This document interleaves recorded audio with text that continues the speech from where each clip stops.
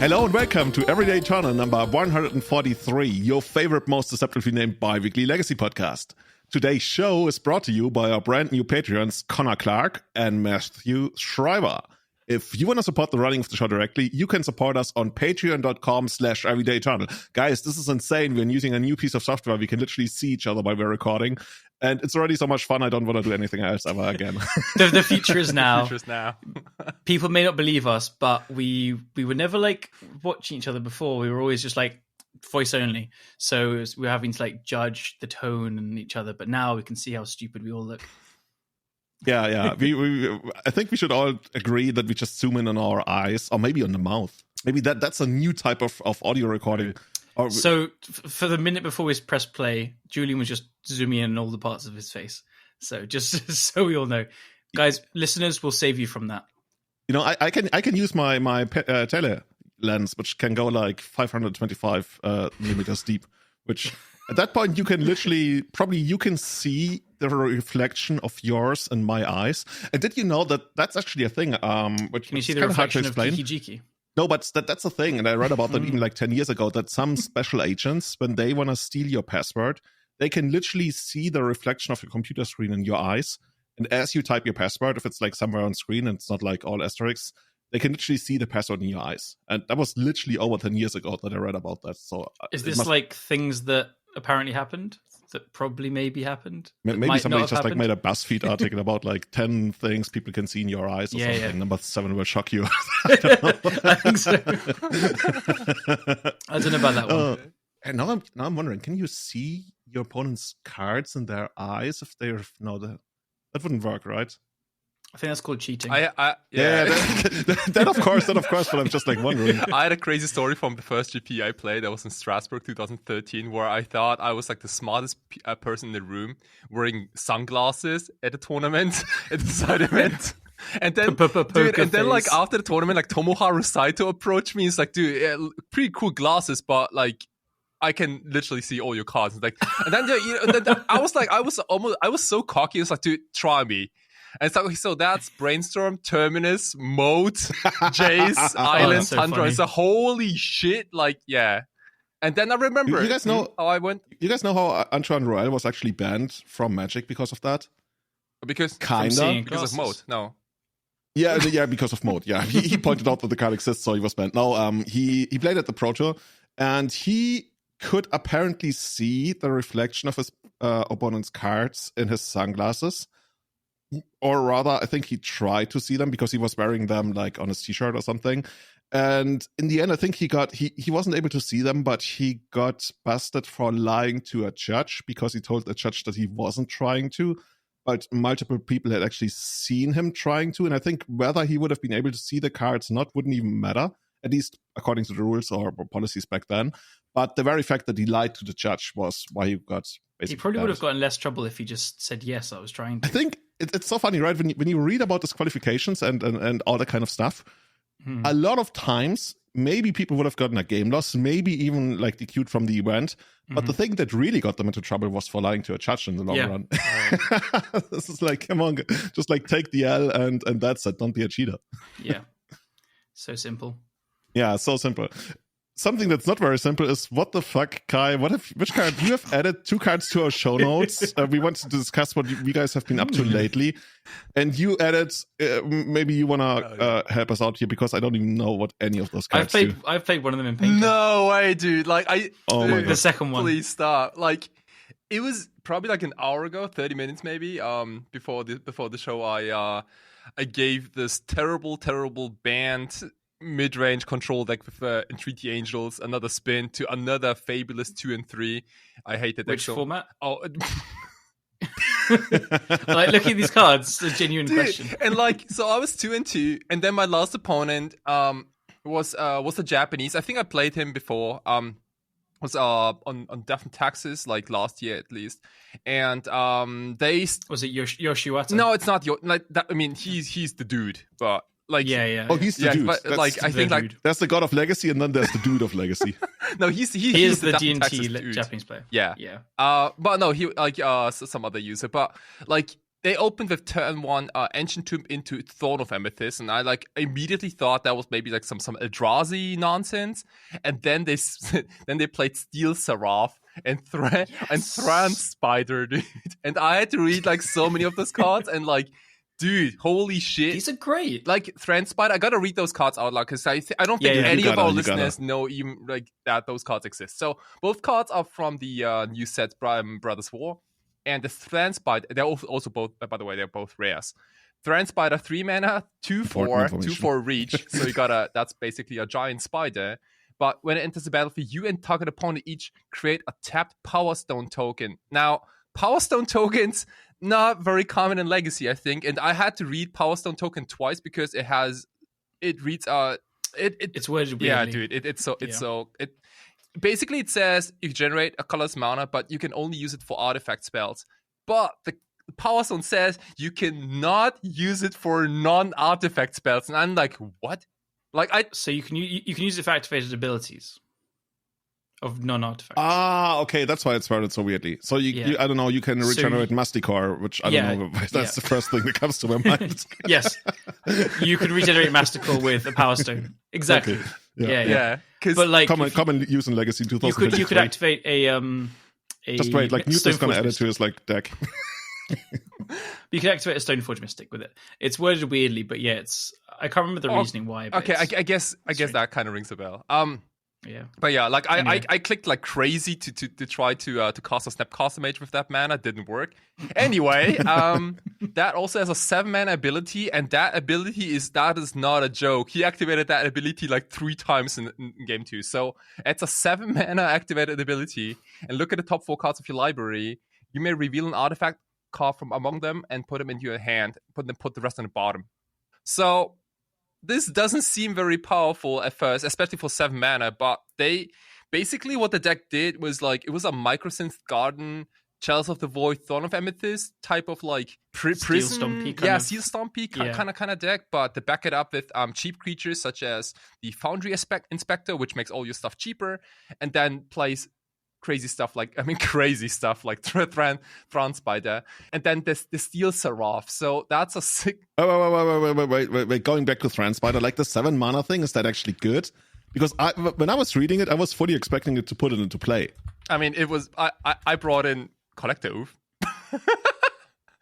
But you brought in something? I brought in Collector Oof because I thought that is too powerful. Oh, against it. Okay. Okay. I mean, it's probably also good against the rest of the deck, but okay. I guess it looks really deep. Top 4 isn't that deep. Actually, honestly, this is shit. I mean, the thing is like they already get the Power Stone token, right? And like they have a bunch. They have all the soul lands, and like at some point they're gonna like flood out, and this just makes sure that you don't flood out. Maybe it's still 7 mana though. Okay. So I can see.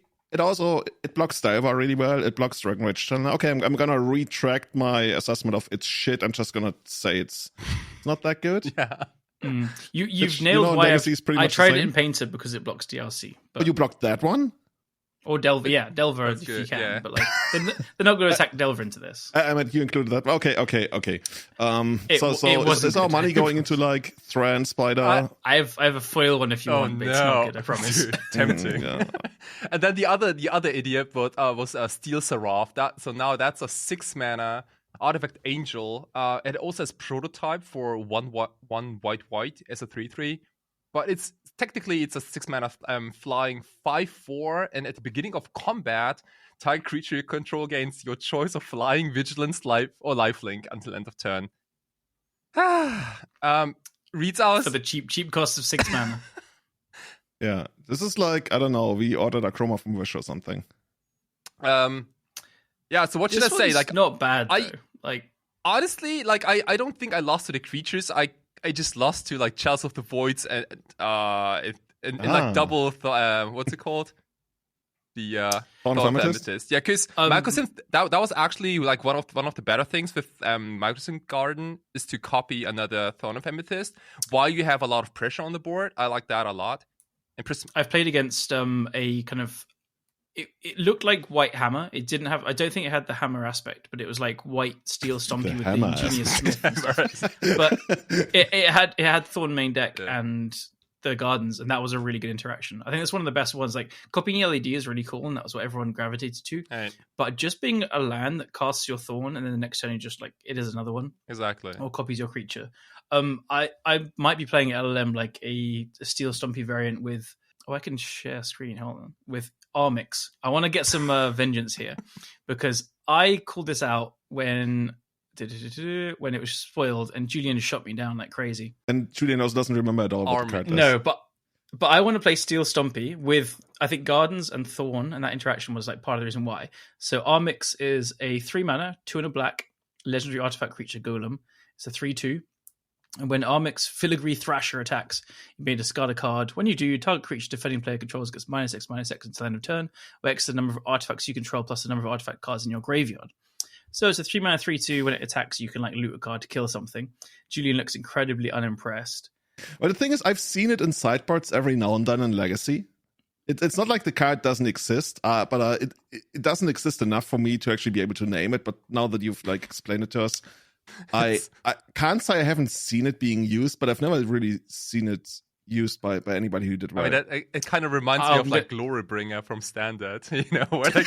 yeah. But it's 3 mana. It's like you can cast off Ancient Tomb and City and stuff. And here's another one which I think goes in the deck: Scorpec Lord from the Warhammer 40,000 decks. It's a 2 and a black as well for an artifact creature. It's a Necron Noble, of course, and it's a 3/2 with Menace. And other artifact creatures you control have +1/+0 and have Menace, which is a very powerful effect when you're like going wide with just all these cheap artifact shitters. And then it has Unearth as well for 2 and a black. So then it comes back again, giving your whole team this Unearth ability. Are you in the pockets of like big Unearth or something? Like big Unearth. You're really trying to make like Unearth like an evergreen That's ability true. in Legacy or Phyrexian something. Dragon Engine as well. Yeah, and until I started playing with it in paper, I also thought that Chaos Defiler had Unearth. Like literally the first time I played in paper, I tried to Unearth it for 5. And my partner was like, what are you doing? Like, Then we'd play 3, 4. Yeah, like we played all of them. Well, like I mean speaking of like favorite keywords, like is Unearth your absolute number one favorite? Like No, I just think artifacts are cool, and artifacts coming back from the graveyard is cool. So Unearth does it a lot. I don't know. The thing is that you really love Ancient Tomb, I guess. No, it's not even that. I love artifacts, and I love some of their parts synergy pieces and artifacts that do that. And so it very much, Goblin Welder is just maybe my favorite card at this point. So anything that like plays with this in-out incremental advantage, but with like some of their parts, artifact bits and pieces. I'm starting to really enjoy aggro decks as well. So, once you develop a taste for aggro decks, you never want to play anything else again. It's just you have so much power over the emotions of your opponent. And just like you crush them, and you know that you're gonna crush them. And sometimes you're not gonna crush them, but you still get to have a little bit fun for like a couple of turns. And maybe you top deck out or something. They always top deck Terminus though. So yeah, but Terminus sucks. Like nobody plays that. Yeah, only idiots. Seriously, if you want to do well in Legacy, like. I guess we get to it at some point. There's some kind of comeback for control decks, at least on the horizon right now, or maybe even closer to artifact. That. Yeah, that's true. But before we move into that, Kai, oh my god, what is that token? Holy shit, man! What have you been up to? I also like since last week or like 2 weeks ago, I kind of went back on the painting track, like, but in comparison to Callum, I don't do that weird artifact thingy. I just grabbed some brushes and did a painting for the Storm token, and this is like what I want to do like moving forward, and especially in this year and probably like the next year or maybe 2, is to make like a bigger token. Sartorics token series, and like I finished the Storm token.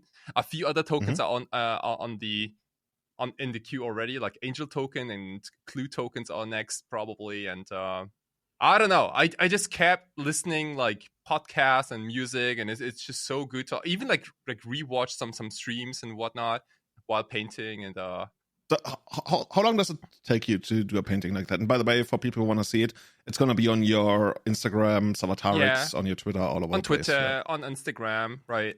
So this right now, I'm not going to share it anywhere. It's just for us. It's just for our enjoyment. Like Kai spent, I don't know, like 25 hours painting this. I have no idea. No. But the good thing about like painting is that you can start and stop whenever you feel like it. So it's nobody behind you like, Guy, you have to keep going. Like your girlfriend is like, no, you have to earn money. Come, keep going. One more stroke. Like I think I did this in like 5 or 6 sessions, but like 2 sessions were under 30 minutes, and the other ones were like longer than 2 hours, I think, each. And it kind of ended up like to probably around 10 hours, maybe a little longer. That's pretty good for 10 hours, but that's a solid amount of time as well. Right. And it is amazing. You always start with a sketch first. Like it's kind of similar to like building a deck, maybe, where you have like this initial idea. Like usually when I build a new deck, I also type in like little notes on my phone, because I'm usually like, somewhere out there, and try to like get all my thoughts right. And then once I come home, I launch Magic Online, and then I do the weird brews, right? And it's kind of similar with paintings, I think, where I just pick up a lot of like thoughts and the color combinations and whatnot, or sometimes I just like scratch something together that's really quick, and then I put them all together on this painting. Do you go like through a bunch of different sketches first? Yeah, and a lot of ideas I also immediately abandon sooner or later. So it's like so you say it took 10 hours, but really it was loads more leading up to it as well. Exactly. Yeah, like In it a was way, it was 10 hours in front of the canvas, but it is like much more time before that, because it took me probably like a whole day to figure out what kind of token I want to make first. So but does that have like a mohawk, or what is there on top of this guy? So I don't know. I honestly don't know what I wanted to do, like, because I wanted to just have some shapes, some chaos, a lot of stuff going on. You know what that style reminds me of? Go ahead. It almost looks like one of those paintings that you see in churches, especially the hand. I don't know what's that, like, you're the artist, what that painting style is called. But if there was like no skull with a mohawk in it, I would have like believed that this is like something I could see in a church. I mean, the next church is literally like across the street, so I can. Okay. See if they'll put up in there. Yeah, it's like so how long until people can actually like pick those up? Right. So the whole point of those paintings is that I scan them and then make tokens out of them, so people can use them for their legacy, modern, whatever decks, right? And the tokens are gonna be ready in probably about 2 weeks from now. They've already been ordered. Yeah, really stoked to see them, because one of the ideas I had for this year is to also like go to more events, Magic events, in Europe, maybe even to the States, who knows. And I've been obsessed with the idea to have like an own booth where I get to play Magic, where people can directly challenge me, but also I sell my my art and things, and connect with more people. I think that's really appealing to me, and what I want to push forward. Yeah, you already sounded pretty excited about it. Even last time when you came back from Gamescom, right? You already liked that quite a lot. And now that we've been to 4 seasons and everything, you were really into that. Right. So I can see you enjoying that a lot, man. Like a real lot. I already secured a slot for the Gamescom. For the next one? It's going to be in Cologne, August this year. And it's usually a big convention, like the biggest convention, I think, for games. Not so much for Magic the Gathering, but a lot of people who play, I don't know, Counter-Strike and what else? That's the next best thing, like Magic, Counter-Strike. Counter-Strike. That's like a big overlap. Honestly, like, there's probably no other game I've put more hours into than Counter-Strike, if we don't count Magic Online. But also, like, there was a long time ago when I played that. I'll be the other end of the spectrum. I've never played it in my life. Speaking of which, there is one PC game I always wanted to buy, but never ended up buying it. That was the Warhammer.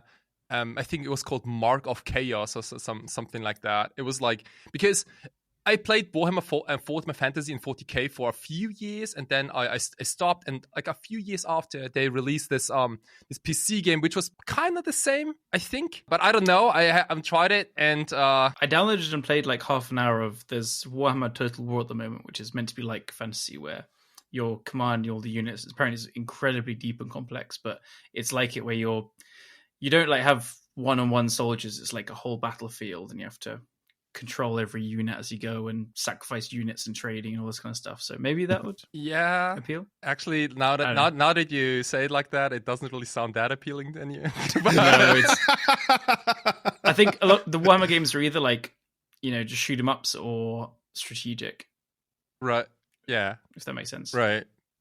Okay. I don't know. I haven't played them. I haven't played Callum, them. you've been basically addicted to Warhammer all week, right? I just checked out our Warhammer channel on the Patreon Discord, and you posted some new stuff that you already bought. Yeah, I went to the shop on the way home today. I had an annoying day at work today, so I got to go to the shop on the way home. It's the I'm like, therapy. okay, and now I have to hang out with these clowns. Oh my god! Like, let's just pick up some new armies. I have been playing Magic though. I played a league last night with like Red Green Initiative to see if it was fun. It was. Is not it really? Yeah, no. That's what I expected, honestly. I like it. It was like 10 p.m. and it was fun. I think I went 4-1. It was fun to jam. Mm-hmm. I've kind of like been playing more this Green White Initiative. It's not very good, but I actually quite enjoy it. It's just a bit too slow and mopey, and I keep going like 3-2, but it's okay. It's interesting. But the thing about these initiative decks, it might be even more true for the green-red ones, is they don't really feel very dynamic in their gameplay. Mm-hmm. It almost feels like you're playing, I don't know, I was going to say checkers, which I mean that's maybe too low, but it doesn't really feel like there's some kind of dynamic. I'm like, oh, I'm going to make this awesome play. Painter is all about that, and then you have like that deck, and you go, or like Death and Taxes is also all about the amazing plays, and even like Dava can do amazing stuff that you don't really see coming, and then that deck is like turn 1 4 mana dude. Turn 2 4 mana 4 mana dude. Turn 3 4 mana 3 mana dude. Actually, no, there's not even 3 mana dudes in there. That just does win games though, but yeah, it's true. It's not the most dynamic. You're right. Right. Like the very earlier ones I tried had like just more fast mana, and your whole game plan was make a 4-drop. This one I played yesterday was, I think, 4 lands more than what I played before. So you were able to go land, go, play something. Okay. So nothing else. I'm a complete monkey. I don't know how many lands are meant to be in decks. Like when I make something, I just put the cards I want and fill it out with lands. It's terrible. So I built a list and there was like 14 lands, but then there was like 8 Spirit Guides and Once Upon a Time and Chromoxes and Lotus Petals. Like half the deck is mana. I like this confession because when you look at your Mox field, I don't know if you ever did, but your black-red painter, ever since we started listing that everywhere, has like infinite hits compared to the other decks. And now here you are, really? Like, I just monkey myself through like everything. Oh, dude, no. I don't know how to build a deck. And like so many people have literally just taken that list, copied it. And, like, look at me. This is what I did for the first half year. Like, oh my God, let's go to the source. Let's go to Callum and find out how many lands I'm supposed to play. Is it going to be 21? Is it going to be 22? He must have the answers. It's all vibes. I play a lot, brute force, smash my head against the wall, the Magic Online wall, just dunk, dunk, dunk until I'm like, I'm getting mana screwed. Let's add some more lands. That's the British style. I'm flooding. Let's cut some lands. Dude, I like it. I'm known by one of my friends he's kind of quit Magic now, but he used to always make fun of me because I would cut a land to add a Grave Titan. That's what I did in my favorite deck. I'd play Nick Fit and I'd be like, I really want a Grave Titan, but I love everything else. So I'm just going to cut a land. Like, I'm not a very sensible deck builder. Yeah. But yeah, no, apparently adding 4 more lands let me cast my spells more. Yeah, it's like a lot of discipline because I think when we were all kids, I think we just added more cards to the deck, My deck was like, it started out this big and then it became this big, and like I added like 2 lands because they were rare, something like Sheevan Gorge. Like, oh my God, you must go in legendary lands. Only rare lands make it in the deck. That's so cool. Yeah. But lands are boring. Like, I don't know. Every time I play like more than 3 basic mountains, I'm like, yeah, but you're not playing all these like more fun cards. Right. Yeah. But speaking of Painter, so I didn't really do a ton. I just mumbled around playing games here and there. Julian, you're up to something. Yeah, I was up to something, and I've played a lot of Painter this week, I want to say. And so this is now a Painter podcast. Julian's the Painter guy. It just happens to be. It just happens to be. At least today, we had no plans, but then Sunday came around, and I played Painter. Now, honestly, like this week on Twitter, I want to say people were so much talking about like tilt and oh my God, like the weirdest thing to me. And I don't even mean that in like a mean way, but I've seen some people like post, oh yeah, sometimes I feel like I can't go too bad after I lost. I have to keep playing until I win. Like, what the fuck? Like, seriously, what the fuck? That's like almost like poker. Imagine like you just keep playing until you lose. And oh no. But the thing is, what's interesting to me? Because I can actually relate to that feeling so much, but I can only relate to that feeling in the games where I know I suck at. And you know how much I love StarCraft, how much, like, even like Warcraft 3, I started watching a lot of Warcraft 3 anymore. There are a lot of like RTS games, and while I played like probably above average, touching by the leagues I was in, overall in the grand scheme of things, I still sucked. Like, you can't put it any other way. And for those games, I was scared to hit like the ladder button, and I was like, oh my god, what if I lose now? Then that's gonna be so bad. And then when I won, I would go back and watch the replay like 5 times and be like, oh, Julian, you're so good at this game. Oh my god, you should be like in Codex or whatever. and for those games, when I had like a loss, I was like, I want to go to bed on a high. And I can very much relate to that. But in Magic, I don't know, maybe I'm too cocky, or maybe I feel like I've proven myself to myself, like to the level I want to play at. So I don't even care when I don't do well. I mean, that's a lie. I care when I don't do well, but not to the point where I would like get on tilt or anything. Like we're gonna get to how I, spoiler alert, I went to the finals of the Legacy Challenge and I lost game 3 in like a really weird way, but it was almost like funny to me, like whatever. I don't care. But yeah, so I didn't do very well with Painter throughout the week. I guess I had a couple of like 2-3s, a couple of 3-2s. I think I had 1-4-1, but most of the results were like kind of middling. Like probably the 2-3 was the most common result I had this week. And I was actually wondering, maybe I'm not doing something right. Maybe I need to change something up, or maybe it's just variance. Who knows? And honestly, part of the answer is also that whenever I play on Magic Online, I watch at least one thing on YouTube and play something else and play Magic Online. That doesn't always work very well. For the challenge this time, I put on Sticker Bush Symphony from Donkey Kong Country 2, one of my favorite focus soundtracks of all times, and then listen to the shit for like, I don't know, 8 hours on repeat, maybe more. Same soundtrack. This is how you win challenges, everyone. Yeah. Or come second. Most of the challenges that I've won, I have like some kind of soundtrack that keeps blasting for literally 8 or 10 hours. Like sometimes I go away and like cook or something and I come back. And that's it. I think that was like, I don't remember it right now. Anyway, so I played... To quickly add to you the thing, there was one weekend where I went undefeated in the challenge on Saturday, then lost the quarterfinals to Delver, and then undefeated in the showcase challenge on Sunday, then lost the quarterfinals to Delver. But I did go 15-0 in both Swisses over them. But the day before, on Friday, I played a league and I went 0-4 drop. And I was really, really didn't even want to play Saturday. But I was like, I woke up later than I didn't go out. And I was like, you know what, let's give it a go. So it just can be like the frame of mind you're in and some variants, and they add together and make these things happen. Yeah, so. Yeah. It feels very much so. And yeah, something that actually... I almost want to say gave me hope is I saw somebody do like a tier list of the best decks in Legacy, and in tier 1 they had Delver, Cephalid Breakfast, and Painter, and I was like, oh yeah, we're still playing a tier 1 deck, so maybe Painter's not a tier 1 deck anymore, or I just like wasn't playing well, like whatever. No pressure. Still, like, I don't have to worry. I like how people sometimes like lose complete confidence. Like once they went like 0-4, like once I do it, I think I'm just the worst player on this planet. It really affects you. Like we've all played like so many thousands, like hundreds or thousands of games, and still an 0-4 in a league does affect your psyche. Like I know better. I know that it shouldn't affect me. I know that it doesn't really matter. It was 100 play points. It doesn't matter, but it leaves a little scar. Okay, well, so here's a question: like, it does. So if you go 0-4, like, do you complete the league or do you drop? It really depends on my mood, or if I have other things to do. Quite often, I'll play it out. Like, because I know better. Like, I'm just playing for practice. I'm playing to play more games. Oh, you're not playing to maximize your elo? Exactly. No. I think I hit like 16 or something recently because I was just playing really bad decks, and I mess around. Whoa! You get like dropped from this podcast if you ever like go below at least 1750. I have been very high there as well. Do you remember? Okay, I was like 1980 something with Painter. Okay. I still wonder what like the record is on Magic Online. The record is like 2020 or something.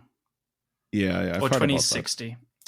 I think it's mostly held by limited players. You're saying 2060, like not 20, like 2060. Oh yeah. Okay, I've seen people like talk about how they had even higher, but that wasn't paper because there's like this. Basically, hitting 2000 is insanely hard. And Magic, like the people that I know, I think Marcus Ewald has done it, Truckus, and then a couple of others. Most of them have done it on the backs of Miracles, right? There was also Alan Wu with Soul Sisters got to like 2020 or just under or something. But it's rare. It's super hard. So yeah, Painter got me to 1980 something, 1984 or whatever. So I'm allowed to go to 1600 with bad brews. God damn it. Okay. Anyway, sorry. Tell us about your challenge. Yeah, I had a really good time there. The main deck was pretty much what we would consider standard. We're definitely going to link it in the show notes, which, by the way, are now also appearing on Spotify, thanks to people who have made us aware that that didn't really work very well. It should work very well now, even though the links, I don't know if Spotify actually converts the links as well, but we will see. Otherwise, it's Julian.com. You can get all the this links. Main deck is smooth as butter. This is like, I know there's lots of 1s and 2s and 3s, but if you've played the deck a bunch or like this is a Japanese deck, right? Stock, this to me is like exemplifies this main deck is the stock. Yeah, only the second city sticks out, but like the one change I have made is I have moved a blast to the main. So initially I had like 6 blasts, and I say I had like this is just some ancient list I copied from you like half a century ago, and I've been running with that ever since. It's like 3 or 4 bolts or 6 or 7 blasts. Honestly, like the only changes I ever make is like over the last 6 months was like how many Lotus Petal, how many Simian Spirit Guides, and there's like arguments to be made for both. But basically, how I ended up moving the blast to the main was during the week I was playing against a lot of, I want to say, like blue-white X control decks quite a lot, and I felt like, you know what do blue-white decks hate? They hate when you play something good on the first turn and follow it up with something good on the second turn, because all of a sudden, like, they're like, oh my god, I have to react, I have to respond, I have to cast Thoughts of Plowshares, I have to cast, I don't know, Prismatic Ending, I want to cast my cantrips. Oh, this is also awkward, and I love doing that to them. So I was like, we're going to play 4 copies of Thorn of Amethyst in the sideboard. Like, make all of your stuff more expensive, and I can play it on the first turn, and it's additional hate against some kind of combo decks, even though, honestly, this is like a bad excuse against most combo decks where you would actually want that kind of hate. I want to say if it's just Thorn of Amethyst. I mean, it's still okay if you're on the play, but other than that, I'm so-and-so against it. My whole reasoning is I don't care about Storm Comedy. Storm Comedy. I mean, it is pretty much a comedy deck. So I was going to say, you're in a metagame where you don't really have to respect it. It's not played. And this deck, you still have Painter and Blast as counter spells and stuff, and you can play Thorn on the first turn. There's still game against combo. There is game, even though I don't even care, but you're right, you're very much right. Yeah. And in order to make room for that, I had to move one of the blasts to the main deck, because I did want the 7th blast as well, because they felt really necessary at that kind of deck. The awkward thing is that the spells you care about a lot, like a lot of the Planeswalkers, are white, so you can only really hit them when you have like Painter in play. But Thorn also helps quite a lot against Planeswalkers, because like all of a sudden, like, I mean, surprise, surprise, but once your Planeswalkers cost 5 instead of 4, they're not that good anymore, honestly. It's like, oh yeah, this is one of the biggest reveals in the history of Legacy. Like, Julian explains magic. Yeah. Like, did you know that if your opponent's high-end spells costs even more, they are worse? Like, ooh. Like, honestly, Thorn of Amethyst is probably best on cantrips. Like, when they have to play 2 mana for Ponder or whatever. But yeah, I like that. I like it as well. I want to say that Thorns did amazing work against exactly what I wanted them to do, like screwing up control decks. Like I won against Ozymandias on Esper control. I brought them in against some kind of like 5-color Zenith control. What else is there? Oh, somebody played like a blue-red DRC Murktide control deck without Delva, where I brought them in. I also brought them in against Delva on the play. I felt pretty confident about bringing them in against Delva on the play. On the draw, I don't really like them too much. I still brought them in. I'm not sure how right that is. My reasoning is the more removal you have, the better the Thorns become, because all of a sudden you can clear the board, and then it's just like the Thorns are not good against Painter. Or like the reason why Thorn is not stellar against Painter is because you might just like lose to the beatdown because you spend a like turn casting Thorn, and then just like you can never catch up. But if you have like stuff like Fury in there, 8 blasts, and this one still has like 3 lightning bolts for DRC. There's a world where you win, and that's how I won most of our games against Painter, against Delva. The deck that gave me the hardest time was actually Grixis Control. That was my only loss in the Swiss. Against QB Turtle 15. I don't know why, but in my head, like QB Turtle is like a Painter player, but I could be wrong. No, they're not. They play like every format, bit of a grinder. But they play like blue decks mostly. Yeah, they played Grixis Delva. They won against me in the 3rd round of the Swiss. I won all of the other rounds in the Swiss, and then I played a rematch against them in the semifinals, where I guess I won because I went to the finals. But yeah, that was a really cool deck. If you want to look into something, definitely look into that deck. Zombie Fish, not that. I say Zombie Fish, Gurmag Angler, not that great against Fury. It's actually okay against Fury because Fury is so much more mana. But most of the time, it's just like traded, and Fury took down a DRC or something. So Yeah, Yeah. but I found like Gurmag Angler or Tombstalker would be a nightmare for this deck. Like you have to paint to blast it. Like, yeah, not being blue is a real major upside. It reminds me of Marco Montani's Shadow like call for 4 seasons where he played Gurmags What a instead genius. of Moat-Tide. Yeah. Like they not being blue, Moat-Tide is just obviously pushed to the next level, but like not being blue, depending on the metagame, like if Painter is very popular and then blue, white, red control with loads of Pyroblast is popular as well, I could see a real reason for them. The thing about Gurmag Angler though was that it was really bad at attacking. Like obviously it's great against for blocking, but it was really bad at attacking because you can jump block it. You can sometimes just like block something. Painter loves playing this like itty bitty. Here's some board state like effect. There's just some random creatures and you're welding stuff in and out and stuff. It loves that game, but like Tombstalker would be a nightmare for Painter. Yeah, Tombstalker is the absolute nightmare. I wonder if this is like one of the best possibly played creatures people could have against us. Like, I'm not even sure. Like I guess we have like Painter's Servant plus Bolt and that's I love it so much. Like it's like Callum, like you posted this pic on Twitter where you went like, hey, we have like the most played creature is like very macabre. And what if like the second most played creature is like actually Tombstalker. In 2023, please. Dude. It's gonna come back. Seriously, Tombstalker is like shitty Murktide, but you can't really kill it. I love Tombstalker. Like how do you so kill much of like, my heart? Tombstalker outside Dude. of swords or something? That's exactly what people have been saying for 10 plus years. Like how? Yeah, like people don't know. People have not figured out. Like nope. Okay, the scientists are still at work trying to figure out how do we get rid of Tombstalker. And 5 years from now they're gonna come out and be like, we have solved it. And we're like, okay, actually, we also did by just playing better stuff. I think like the best card against Tombstalker is probably Icewind Quartel. It's what I was gonna say Barefoot Strix. Right, those kind of cards. Like honestly, Barefoot Strix is even better because it doesn't get snuffed out. Big brain. See, next Holy level science.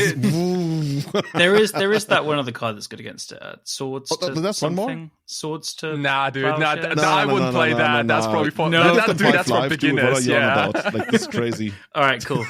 Okay, we don't play white cards on this podcast. So yeah, I went all the way to the finals. I played against Black Red Reanimator, and what was my opponent's name?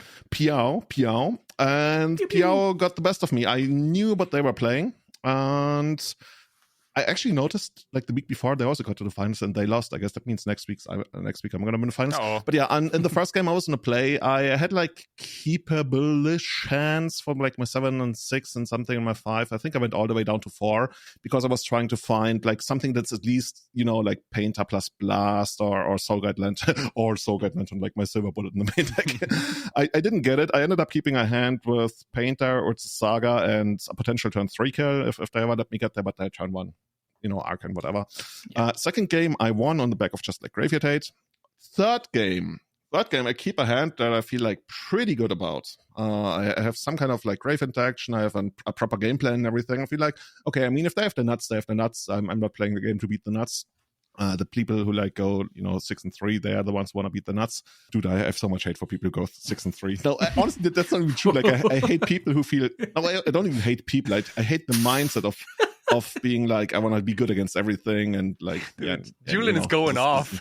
Yeah. This is the popping off episode. I have some unexpressed hate for what I consider wrong, non-competitive babies, mindsets. Nice food. I don't know. No, it's okay. I think if you make it all the way to finals, you can definitely pop off. That's okay. When has a baby ever day 2'd a GP? Mark's baby won a GP. Mark Eric Vogt. Oh. His magic online nickname is Baby. Well, I guess you can say that. God. The funniest part to me is like I once talked to Mark like many years ago. Like, why is your magic online nickname Baby? And he was just like, oh, I just like thought it's cool, like Baby. I'm like, wait, this is how deep it goes. Yeah, I was like, honestly, I kind of appreciate that. Yeah. It's a funny one. Yeah. So yeah, third game, my hand is like pretty decent against Reanimator, and you know what my opponent does? Turn 1. Land, Lotus Petal, Dark Ritual, Doughty Voidwalker, 3/2 Shadow, and rest doesn't matter. They literally put 6 unblockable damage on and play on first turn. And I was like, okay. That's crazy good. I sided out all my Furies. I sided out all my Lightning Bolts. I can never raise this, like with no opening hand ever. The only way I can win is if I find, I guess, Painter Servant plus Pyroblast to like get rid of them, or Painter Servant plus Grindstone. I already had a Grindstone. I ended up having my last Fable that I had not sided out, so I guess that already helped me. And I just didn't find the Painter. Damn. So yeah, Painter lost. I lost to Black Red Reanimator with the turn 1 double Doughty White Walker Still, turn. congrats. Honestly, it's But kind still, of cool. congrats though. This is a crazy showing. Like for deck like this, I personally don't ever want to play against this deck because I feel like all my deck choices they're just terrible against whatever this is. Yeah, I think like the only good. We've talked about it every once in a while. The only good podcast. part about this deck is that there is no Topo up in the 75. That's like the only good news. And then the rest is like, dude, like every single card kicks me so hard in my balls. Like every single card. I guess except Fury maybe, but damn. Oh, you're talking about Painter, not Reanimator. Yeah, we're talking about Painter for sure. I love how all of this is not by on purpose. All of Kai's like decks, every single time, all we talk about is like, oh, it's really bad against this, it's really bad against that on the podcast. Yeah. You know, we talked about earlier how sometimes people lose faith in their decks, and to me, the most insane thing to me is when people who are actually like really good with their decks before a big event, they all of a sudden come to me and they're like, Julian, I might play this different deck that nobody has ever touched. And you guys know these stories, right? You go to a GP, like this one guy or two who are like juggernauts who like completely dominate your local scene all the time. And then you go to the GP and they're like, there was this tournament in Estonia. Like, fuck, man, just play whatever you've been playing and not that shit. And it happens so often. Yeah. I'm a big fan of playing what you know. Absolutely. Yeah. I think I also want to quickly touch on those Voidwalkers. I think like everyone's I was gonna say like a lot of people have been like making fun of Doughty Voidwalker, calling it like a modern staple, a casual card, whatever, commander staple. Gaga. This card is legit. This card is actually so pretty legit. I think you can kind of call it like a baby version of Sheoldred maybe. Like, it is obviously much cheaper. You can Dark Ritual it out, multiple copies, maybe in combination with Thoughtseize or Hymn to Torak or what have you. And it is just unblockable 3 power in decks where people usually side out removal spells. So it is like if you think that it's like a turn 1 Thresh Nimble Mongoose with Invasion, that's actually pretty decent. And I think like you also get the upside of like casting a bunch of like spells for value. I guess you can do it like once, but I think so you do it once, but it's like Francis went on a bit of a tear with like the tempo Doomsday, and I suggested the Douthis to him. I said, guys, check out Douthie. I think it's pretty good because it does a bunch of things. Like Doomsday in post-Cyborg games can kind of struggle with Planeswalkers a bit. Control is quite popular. There's Narset and Teferi they don't really want to see. They also just they struggle with some board control. And I think to make Douthie good, you have to be exactly what you said. You need to be a deck that has them in the sideboard that removal is bad in game 1, so like Doomsday or Reanimator. And where it gets really good is when you have discard. You're like a discard-based deck. So it just plays so well with discard. You play it, and then you Thoughtseize their best card, and then if they have a bomb, you get to play their bomb. If not, well, you just carry on because you have a creature and it's a threat. And it does just attack and win games. Like, it's kind of awkward that it can't block, but that's fine. It's not really what it's there for. If you play it on the first turn and that's your plan, right? It doesn't really matter all that much. It's an unblockable Delver. And yeah. Also, if you play Legacy and you stop blocking, you probably, yeah. I think that's a whole another story, but that's some alarm banks. But like, Francis showed me some screenshots of like against 4-color control, he played it and just seized a Minskamboo, and it was just like, okay, well, turn 2, I played a Minskamboo. Dude, you know how usually once a month I play Blue Black Mill, Dane Mill together with my friend Kevin on my stream as a donation deck list, and this card has been carrying us so hard, especially against Sneak Show. You can imagine how like Mill has such a hard time against Sneak Show. So you thought he's an Emrakul and not cast anymore. It? Or Exactly. Like you don't even need to Thoughtseize the Emrakul because you have like the crabs, like the 8 crabs. You constantly mill them. Eventually, you have Emrakul, of course. And then you can just like, I'm gonna cast Emrakul. Easy game. let's not forget that this is also a Ley Line of the Void. Like, you bring it in against graveyard decks, and you can again ritual it out of fast mana or whatever. Yeah, right. This card is super underplayed. I'm glad you brought it back up. It does need things to go right. Like, I do think it has to fit the shell. You do want discard base, and you do want it from the sideboard. But you don't put it into like your Miracles control deck, I guess. Also, I'm not a game designer, but I love how Doughty Voidwalker is already it's naturally the predator of DRC and Murktide region. Like all came out in the same set. And like how those two creatures abuse the graveyard so much, and then Doughty Voidfog is actually like the police against those two creatures type of thing. Like I love every time like I see something like that happening in the same set, because like I feel like, okay, there was actually a bunch of people like they actually thought about they something. Make money and they don't know what they they're actually doing. Did they actually did their job. That's pretty cool. At least someone did. Awesome. But it's true. You bring it against Delver, and like you're probably winning the race because you have Strixen as well. Yeah. Yeah. So Julian, would you change anything in this? I mean, obviously you would probably not change anything because you made it all the way to the finals. But like, are there like any like aftermath thoughts, anything that regarding this list, or like moving forward maybe, or what? It might sound crazy, but I could almost see myself cutting a grindstone, which no, it's not crazy to me. It's not crazy to you, okay? Maybe, the only reason I have a second one is because of prismatic ending decks. Exactly. See, okay. I was gonna say great minds think alike, but I mean, at least we thought alike. Okay. Sometimes, like you just only draw one saga, and you want to, and you're like setting up a combo turn later, but you need to grab the grindstone with the first one, and then if they prismatic ending it, it just takes away the whole angle of your deck. So yeah. If prismatic ending wasn't a card, I would only play one grindstone. Yeah, you know what? The only time I ever utilize like the second grindstone outside of like needing it after prismatic ending is when I go to like double mill, like 6 mana turn, any kind of control deck, and that so actually rare, does right? happen. It's happened. Rarely, but it does happen. I think it's happened twice out of 400, 500 matches.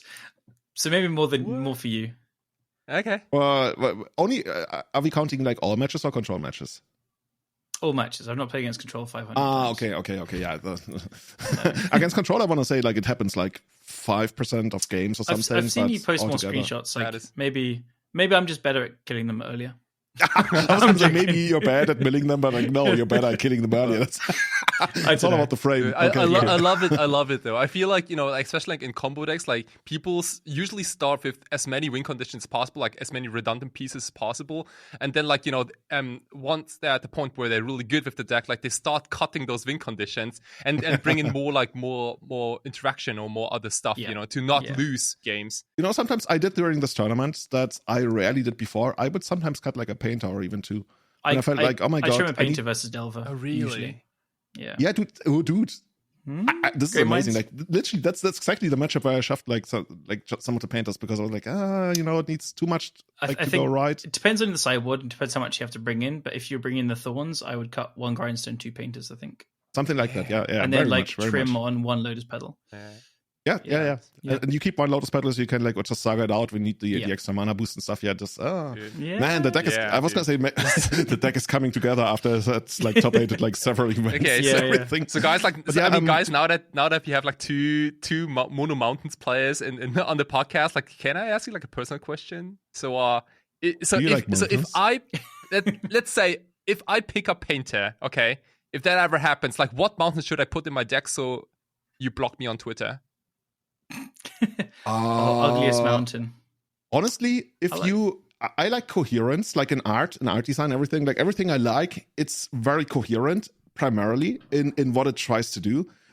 I only secondary almost care about content, like which mountains you would choose. So if you pick like mountains that look great together or the same mountains, I would like that. But if you pick literally all different kinds of, like you have a beta mountain, you have like a textless mountain, you have like all over the place, like all different kinds of mountains, I would like, Kai, please. Like, you lost control over your life. Right. Yeah, a mix would annoy me as well. Are you sharing something? Yeah, there? let me quickly find all the mountains. How do I? Magnetic mountain. Oh shit! All right, so for the listeners, Kai has gone to Skyfall and he's showing mountains. How do I? Oh, yeah, reprint. Oh my goodness! I totally forgot about the Lord of the Ring mountains. The Lord of the Rings ones are really cool. I dig them quite a bit. There's a lot of crazy mountains like recently, like those like Sacred Layer or like What I was trying to find, too many mountains. I've got piles of cards next to me. I was trying to find some of these new Phyrexian ones. I think they're really okay. Dude, like, why don't you pick up the one from Donato Giancola and Post Malone, dude? You got that one. Okay. This is a foil as well. I could dig it. I thought you hate foils. I opened it in a pack, I do. So, dear listeners, this is one of the Phyrexia All-is-One Phyrexian text full art foil something. You know what I was wondering? I've got a lot of foils, see? What I was wondering, Pretty cool what person. if they Roll did foils. like a Game of Thrones Secret Layer or Universes Beyond, and then you would have like famous mountains from Game of Thrones and stuff. Could be like quite flavorful. Like the wall could be, the wall isn't a mountain, I guess, but you would use it as a mountain. I still haven't watched that. You literally have never watched Game of Thrones. No. Have you watched Breaking Bad? Like 2 or 3 episodes. No, are you What kidding kind of me? answer is that? Okay, I think I'm right in between you guys because I've also never watched Game of Thrones. I but very rarely watch shows or films. Okay. I mean, if you say it like that, I can rather understand it.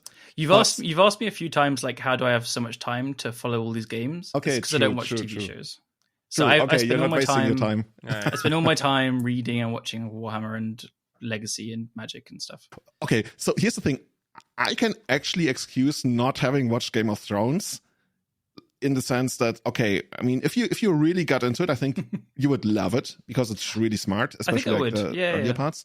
Like it's really smart. I enjoy fantasy, whatever stuff. Yeah, and it's also like, it's kind of dark, low fantasy. It's not high fantasy. Like high fantasy can be amazing as well, but I've watched the first series of Vikings. It's probably similar. I haven't watched that, see? But the thing is, to keep going back to that, I genuinely believe that Breaking Bad is the best series that has ever been created by man. And I know exactly, I think, what you mean when you say you watched 1 or 2 episodes, which, I mean, unless you're crazy, it would be like the first 2. Like, you didn't go, I feel like watching like season 3, episode 4. I'll start from the beginning. Yeah.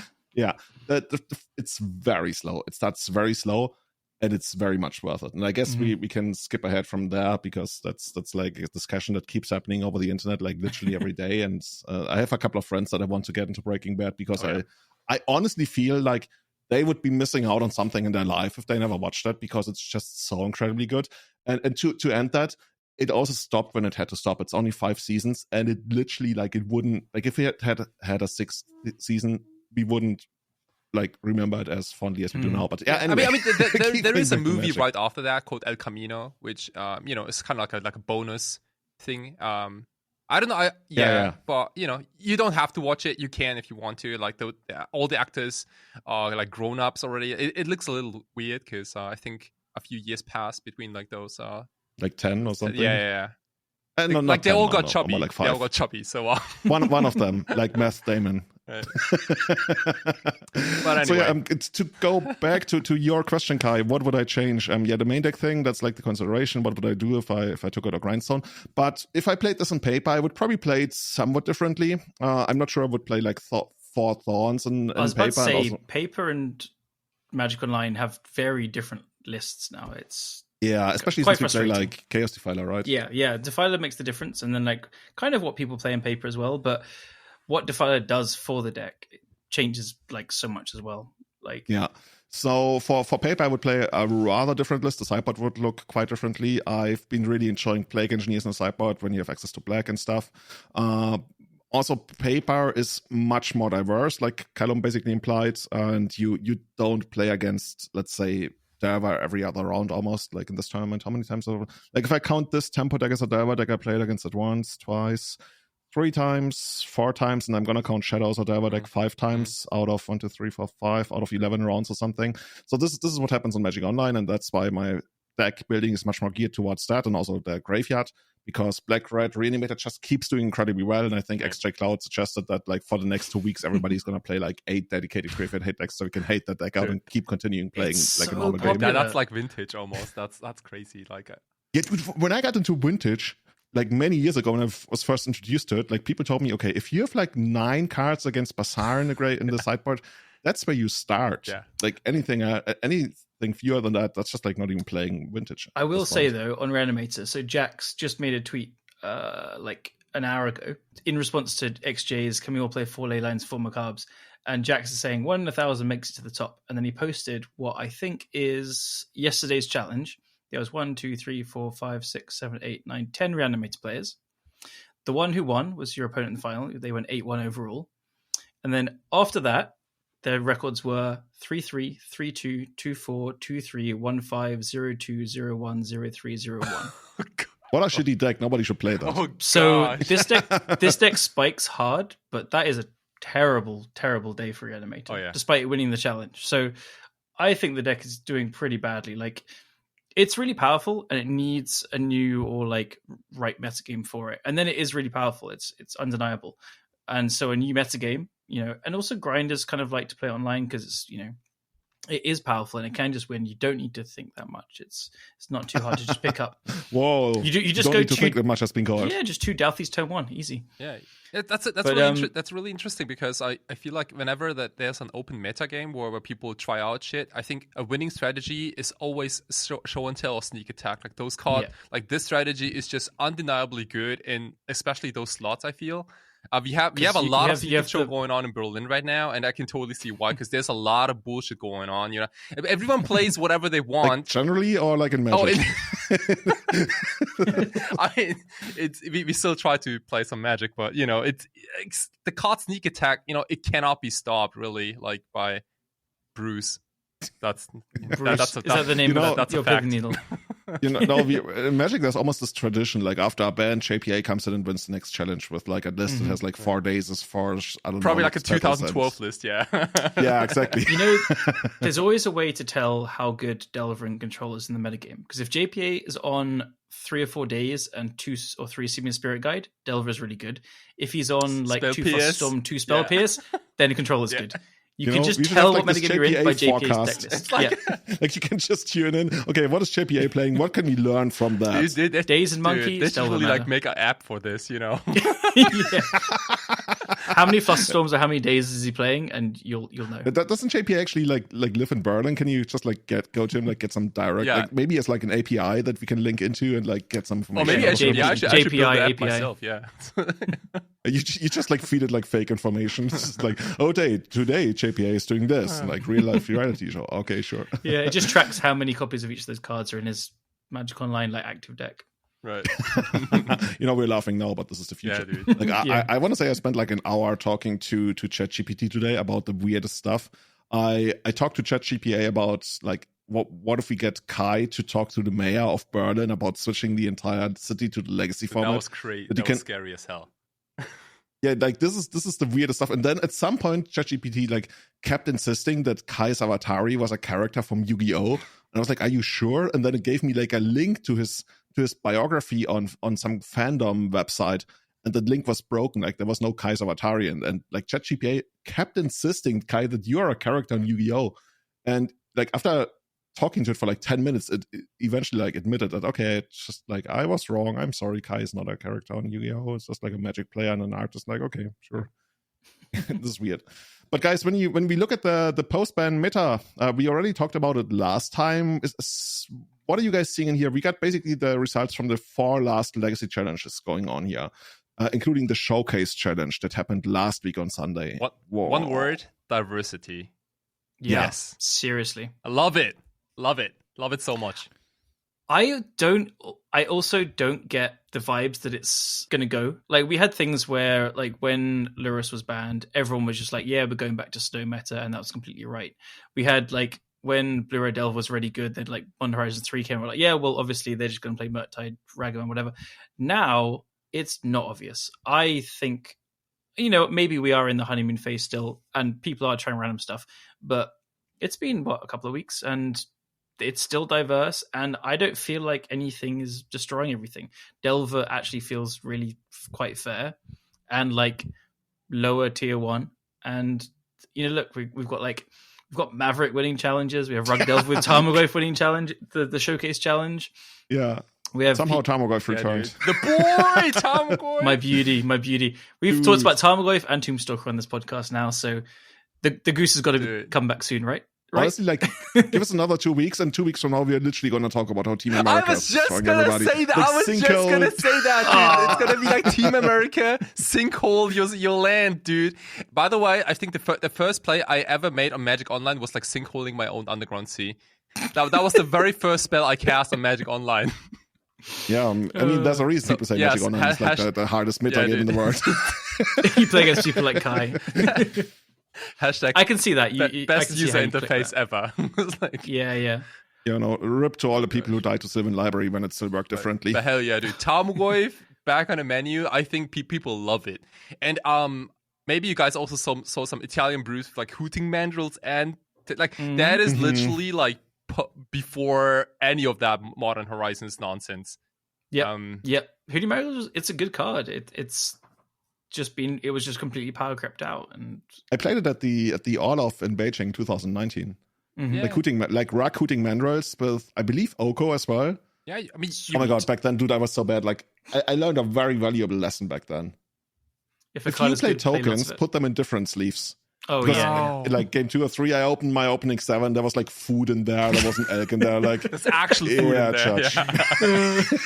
There's just crumbs falling over. Like, you guys sometimes have these like dreams where you draw from your deck and all of a sudden you draw some food from your deck. Nope. Nope.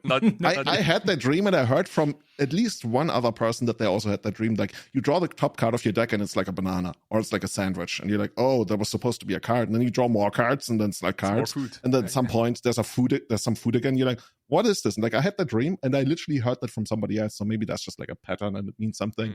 I mean, that's probably like the next secret layer then, next year. Yeah, that's actually only food. That's not even like, there are no magic cards in there, it's just food. Oh, it's magic-themed food. Like, this is Squeeze's favorite banana.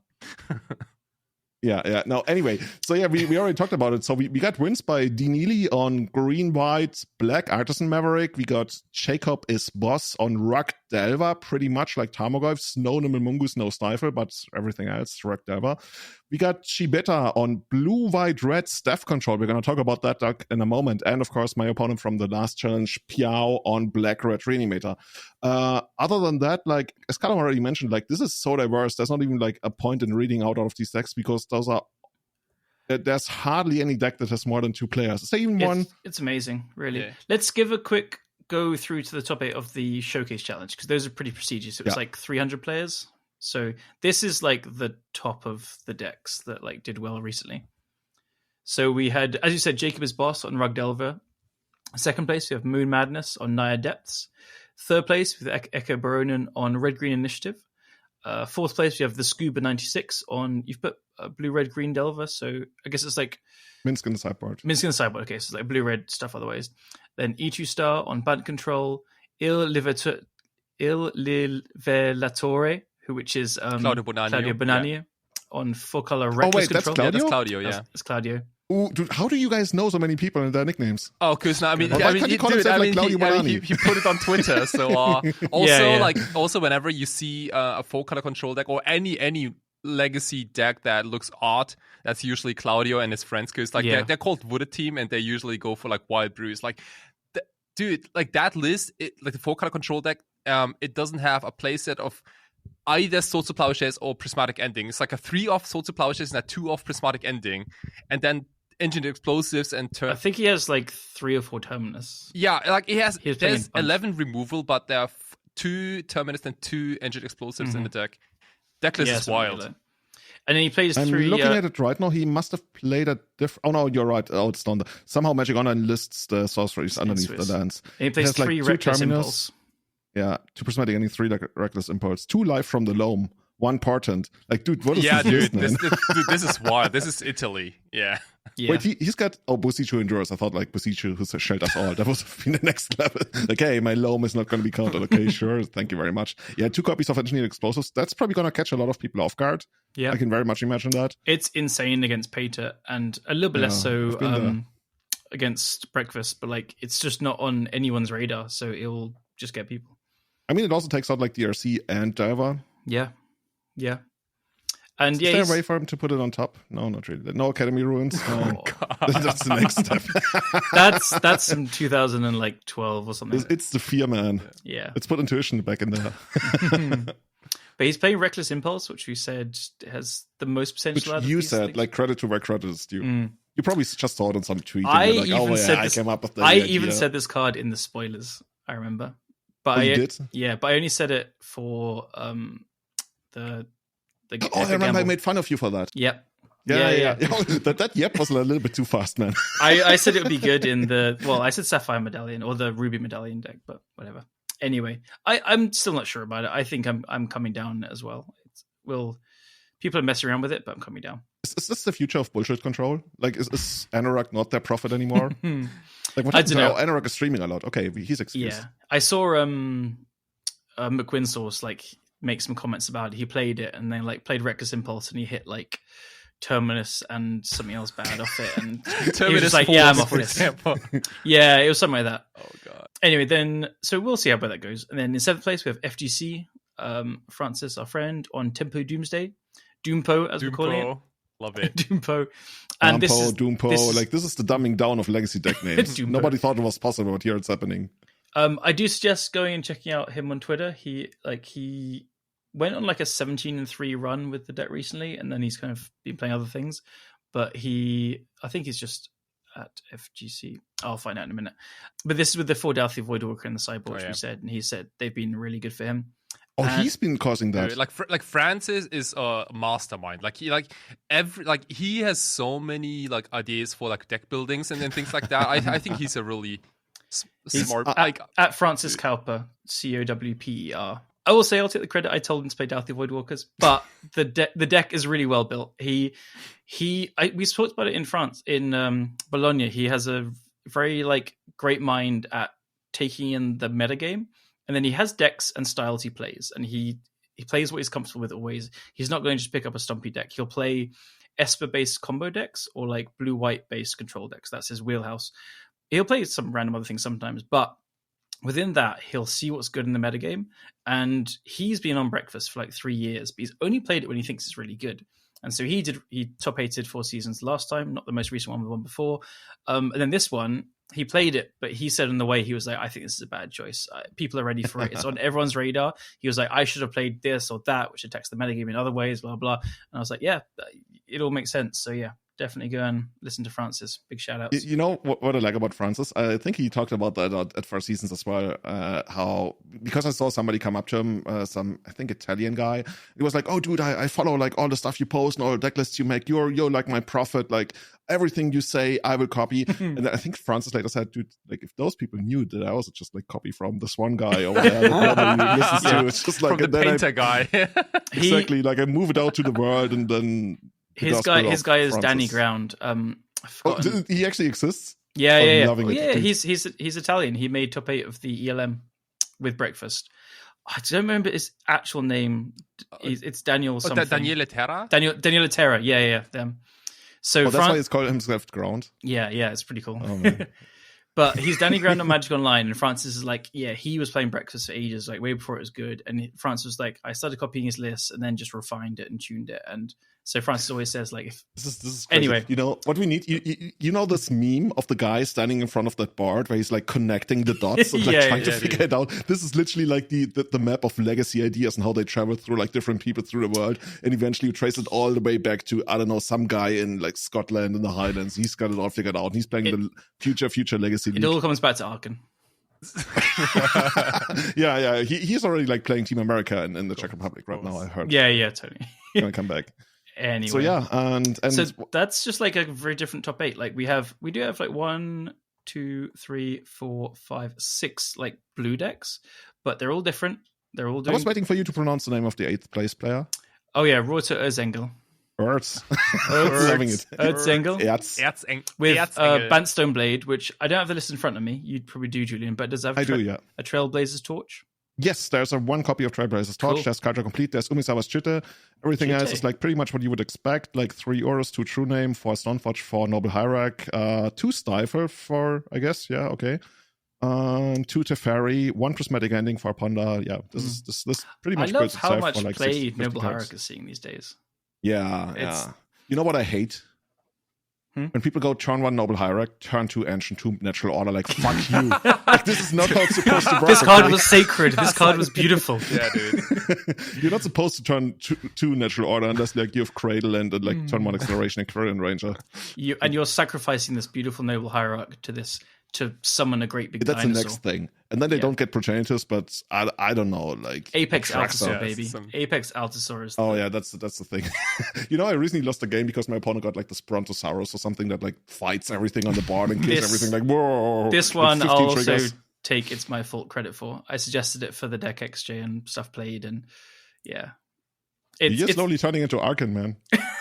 No, it's just these little tweaks. It's XJ's deck. He had the idea. He built it and played it first. But I was like, put an Apex Altasaur in here. It's a Plague Wind. and it is a Plague Wind. It literally is a Plague Wind, yeah. It's a 10/10 when it ETBs, it fights one of your opponent's creatures. And whenever it's dealt damage, right? Yeah, then whenever it's dealt damage, it fights another thing. So you fight a 1/1, and it fights again. You fight another 1/1, fights again. So you can kill up like creatures until basically kill the opponent's board. Yeah. Except for like, I guess if there's like 2 big Murktides or something, then well, I guess then you still kill both. Yeah. Like, but then it dies itself. But yeah, but worth it. Very much worth it. Yeah. Honestly, I could almost see myself playing this deck if it wasn't for Stoneforge. Like if it has like Vidillion Click or something, I'd be so down. Rockswall Monk. Oh yeah, but yeah, this was the challenge, the showcase challenge. Is there anything else you guys want to talk about, or should we switch to the staff control deck? Because to me, that's the most exciting thing going on here. Yeah, let's do it. I think the rest of the top 8s are all just, as we said, very cool and interesting stuff happening. So yeah, let's talk about. We've got basically everything in there. Also, people are trying to make Iconoclast work, maybe in some blue. Like there are some versions of like blue-red diverless decks, like with Iconoclast or Shredder, or just like straight up Artisan DRC Murktide control, or the Grixis diverless I've seen by QB Turtle. I think he also played like some Iconoclasts. But I want to say the big breakout card of the last week, and I hope that's not a card that was like went unnoticed, but that's actually a recent release, right? And that is Death of the Storyteller. It's an artifact, a colorless and a white. When Death of the Storyteller enters the battlefield, create a 1/1 white spirit creature token with flying. Okay. Whenever you create 1 or more creature tokens, put a story counter on Death of the Storyteller. So it basically comes into play with 1 counter. You pay a white, tap it, remove a story counter from Death of the Storyteller, draw a card. So this is a draw engine. This is an actual draw engine. And you look at this, okay, this is like basically 3 mana to draw a card, which is like very far from what we want to do in Legacy. But once you add additional stuffs, this deck spins out of control rather quickly. The second stuff basically makes it so that you're drawn 3 cards out of those 2 cards. And the important thing is you can also space it out over time, right? That's the big thing. It's not like you have to pay the mana up front. And that's how they slowly grind you out. And to me, the most annoying thing about the card is that you can't pyroblast it. Because usually like we got a couple of rules in Legacy, right? And one of the rules is your card advantage cost is blue and can be pyroblasted. And once people break out of that, all hell breaks loose. And I think that's what's been going on Magic Online this week, and that's why it's basically sold out everywhere. I got mine in my hand. Oh god, there you go. Yeah. It's really unassuming. It's good. It's really good. It's like, yeah, it's hard to describe like how. You don't need much to support it as well. So we're seeing it in like the kind of standstill shells, but it doesn't always play standstill, but it plays quite nicely with it because you want to play like Shark Typhoon and Timeless Dragon with it as well. People are going full board, like you can play Mentor with it. Obviously with Mentor it's very good. Francis played at our local store last week, he played Lingering Souls and Intuition for Lingering Souls. Oh god! He shared a picture of like a staff with like 15 counters on it on something. He was like, "Yeah, this was overkill. You didn't need that many." So yeah, he was like playing Mentor and Lingering Souls. Like, I think he had 2 staffs in play, one at 15 counters, one at 10 counters, and so yeah, you can see the problem there. But I think I also saw some lists with like 2 Mentors or something, and then 3 or 4 staffs. That's a pretty cool way to take it, but you just don't need even that. Like if you just have a few Shark Typhoons, which is just a perfectly fine card as well. I think Timeless Dragon is just a really good card as well. Whenever DRC is good, Timeless Dragon is really good because you just make this token and it's a 4/4 and it blocks the DRC. And it also can't be pyroblasted. Dude, all of these cards, like it's crazy. Like you know how sometimes it was a bit of a meme for choke, like when a card is blue, it pitches to force. But when something is non-blue, that's where the problems start. That's why the Wandering Emperor is like, people that's say I hate playing against that shit. It's definitely better than what most people say. Yeah. Like, I don't think that the card is particularly powerful. It's just that it's not blue. Same about Boo though, but Yeah, on that subject, this plays great with staff. Like, dude, absolutely. The Emperor creates tokens, and then you again draw cards. Yeah. Honestly, I think you don't need to put any cards in there that you don't feel good about just in order to increase the number of token makers, because there's already like enough legacy playable cards that make this work, right? You mentioned Shark Typhoon, which right now is one of the most common ones. The lists I've seen float around a lot, sometimes even only use Staff and Shark Typhoon and nothing else. I mean, you can also... Yeah, if you ask me personally, I think that's actually the best way to go about it. I think I would put in the Wandering Emperor just because that's exactly what you need. That's a great way to convert your card advantage into something that can be pyroblasted once again. What I also love to see, what I love, well, I guess if I did it, playing against it was annoying, when they go -3 on their own stuff and replay it, and there's like another stuff in play, and you draw all the cards. My instinct is you play like 3 Shark Typhoons, 1 or 2 Timeless Dragon, and 1 Wandering Emperor. And that's all you need. Like you could even play a Hall of Helios Generosity to like bring back the Shark Typhoons, which it can be okay sometimes. Also, keep in mind, even just Shark Typhoon, if you're tight on mana, you can cycle Shark Typhoon for 2 mana. You still make a token; it's a 0/0, but you'll still get a counter. Oh, okay, okay. Like if you're tight on mana and need to draw cards and stuff, it's a cool little synergy. But yeah, I guess. Where the living weapon of Badascal and Kaiser Complete also triggers it, I guess. True. That's actually pretty cute. We've seen people play Stoneforge. How about we play a Carekeep as well? Oh, Cohorts of Carekeep. Oh, no, the land Carekeep. The land Carekeep. Oh, yeah, that's why you splash red for. Oh, you make dudes. Land. You make 0/1s for like 2 mana. Yeah, now we're back to like paying infinite mana to draw a card again. But yeah, this is pretty cool. And this card brought back humility. Like we started seeing humility. Like I hate that. I'm so Dude, I hate humility. Humility destroys decks I play. Oh, it even destroys Doomsday. I just realized. I mean, humility, like how humility reads these days is it is basically a dress down that never leaves the battlefield, sort of. That is what it is. It is, but I mean, it also shrinks everything. And it's obviously crazy powerful with things like the Wandering Emperor, or like back in the day was Mishra's Factory, I believe. Anything. Well, and Stoneforge equipments, equipments just win the humility. Oh man, do you remember they even grow under humility? Like Umezawa's Jita went completely out of control back in the day. Yeah. Also, Battleskull becomes a 5/5 or Caldera 6/6. Heck yeah. Because Germans become 1/1s. Yeah. And I guess your Planeswalkers are also going to be good against that. Right. Humility is such a pain in the ass. And again, that's another non-good Painter still card. works, right? Painter works if Painter was in play first. Was in play before humility. Then it keeps the color. Yeah. If humility's in play, then you play the Painter. It doesn't. Yeah. That makes sense. Yeah. Do you want to know a really cool, just completely tangent? Something happened to Lightwalker, who's Robert in the Painter Discord. He posted a screenshot asking if this was a bug. I wouldn't have worked it out as well. So his opponent was on Infect, and he played Animated Inkmoth Nexus, and he has a Painter in play on blue. And his opponent plays a Scale Up, which is you make a 6/4 worm thing. And then he attacks, and then opponent attacks, he or she, and then plays Invigorate, and so that's going to be lethal. So Robert tries to Pyroblast it because it's blue, and he can't. He's like, why can't I?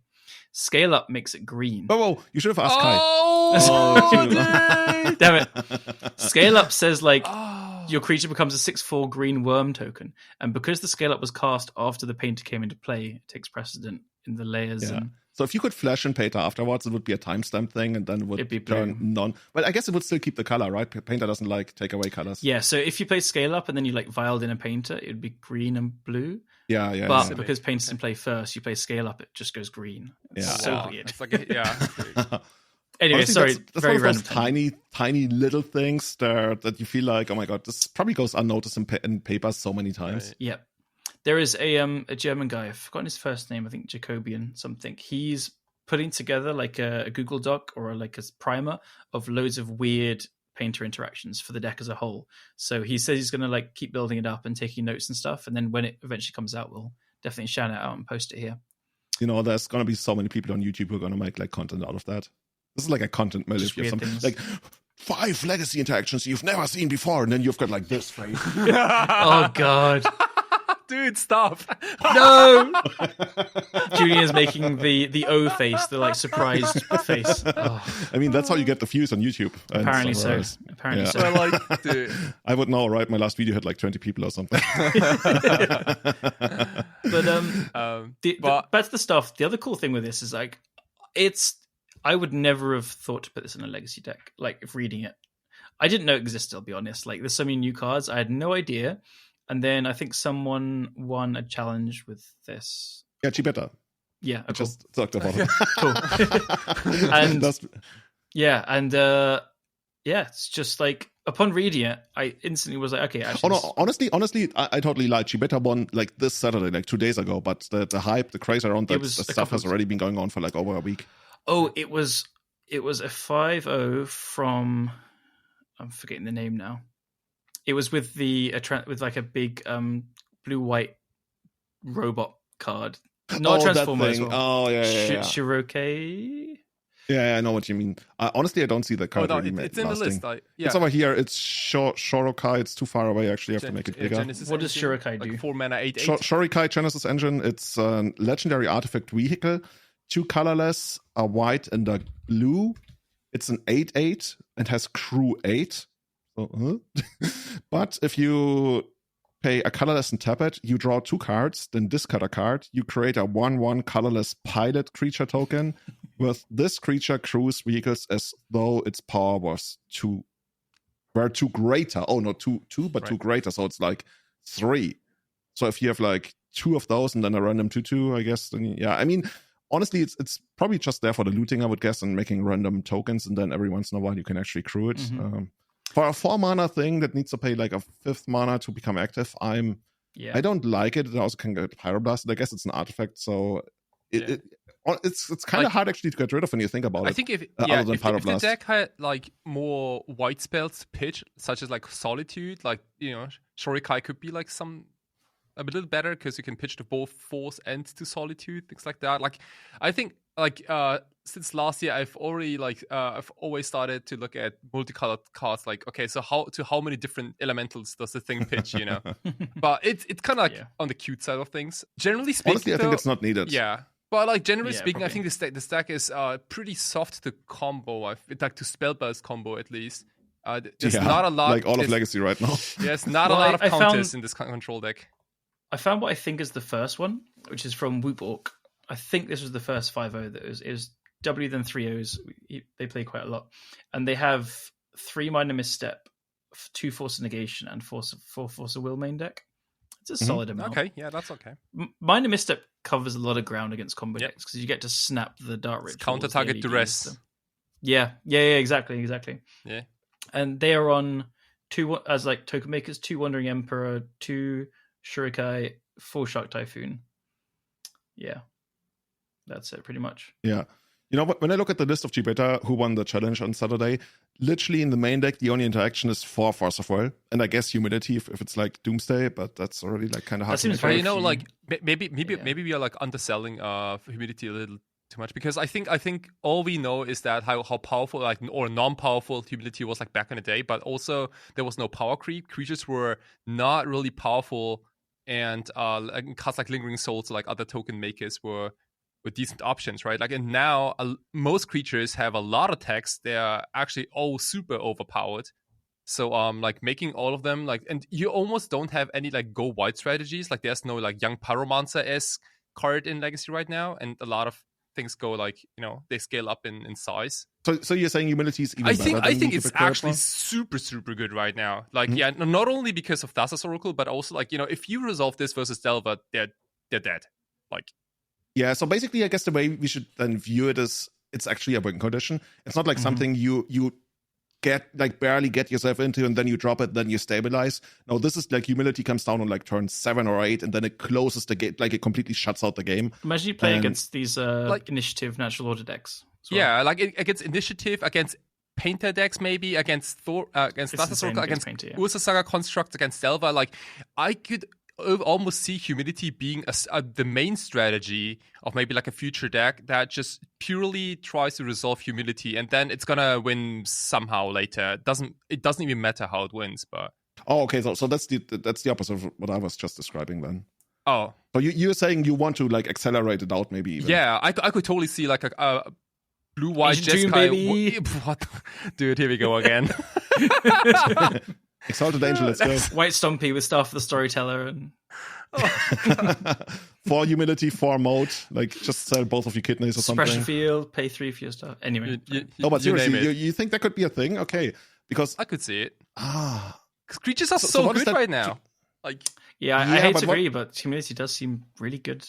Really? So what is that traditionally weak to? Storm, right? It's nobody plays Storm. We keep going back to nobody plays Storm. It is bad versus spell-based combo, but spell-based combo is they always win with creatures these days. Like it's either Show and Tell Sneak Attack or it's Thassa's Oracle. I was about to say, can I just sell you on Humility in one go?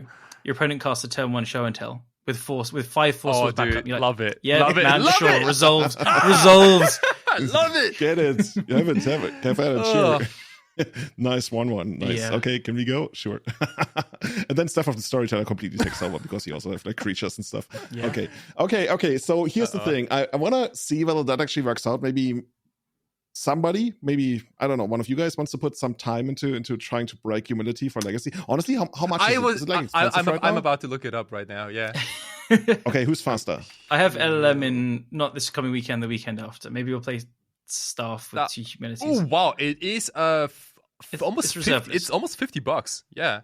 What? You call it 50? I see like 35, 40 on Magic Yeah, Card. you're looking at the poor condition ones. Of course, that's the only one that counts to me. Like, I don't care, man. Like, if the card works, it works. Like, that's also how I select my cars. Like, I'm driving all of my cards into the ground. Like, there's no way I'm going to spend more. Ugh. Like, my legacy decks usually cost more than my cars. My cars. Like, only one at a time. Is but humility you get the idea. is humility on the reserved list? Do you guys know?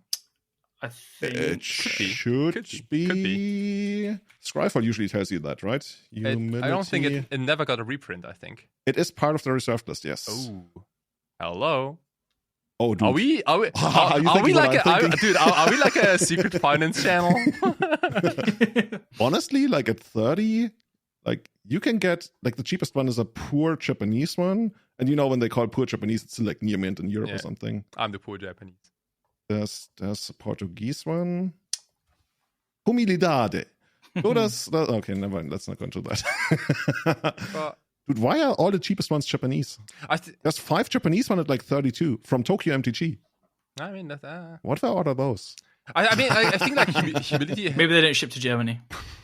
Oh, dude, yeah, That's a pretty bad idea. Kai I actually would had like do a ship that. to Germany day the other day. Hmm. Did he actually sell some of the cards like when you opened yourself Oh, up dude, to like Germany yeah, like dude, for one day? Papa exploded. Yeah, you're just Yeah. lazy. You don't want to sell to That's Germany. so- I Okay. made millions. Yeah.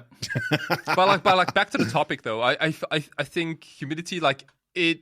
I have like literally I had like 0 thoughts before the cast, but now that I see humility and how creatures and decks try to win these days, that and like in how powerful dress down is, I feel like every time I see someone cast dress down, it is really like a big banger. Like even if it didn't have the cantrip ability, like it usually wraps half of the board because there are like so many constructs, and it or like in response to some ETB effect kind of creatures.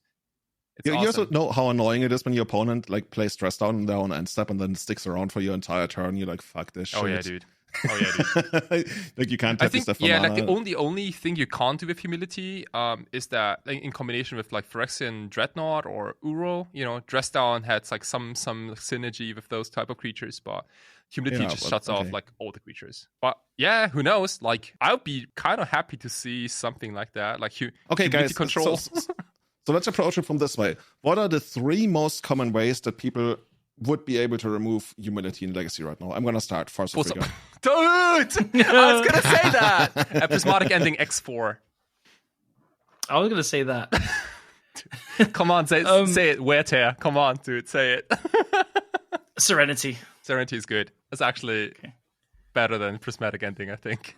Yeah, I would also say like the decks that you bring humility in against, or like want humility against, those are not the prismatic ending decks in the first Nope. place. Oh, can I say I'm going to change to Force of Will or Days? Okay, Days. Honestly, Days is probably the actual Days. answer here. Yeah. Yeah.